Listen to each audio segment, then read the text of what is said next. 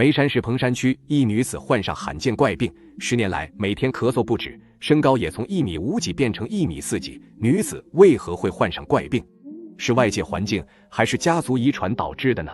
这个怪病能否治好呢？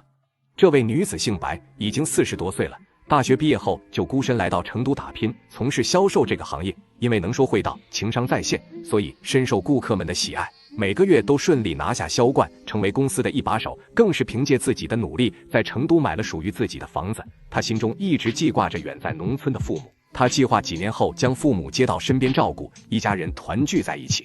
但上天总是喜欢和人开玩笑，在他前途无量，对未来充满了憧憬的时候，他的身体却出现了毛病。一天早上起床，他感觉浑身虚弱，喉咙发痒，止不住的想要咳嗽。起初以为是感冒的症状，也就没有放在心上，随便吃了一点感冒药就继续上班了。但令人疑惑的是，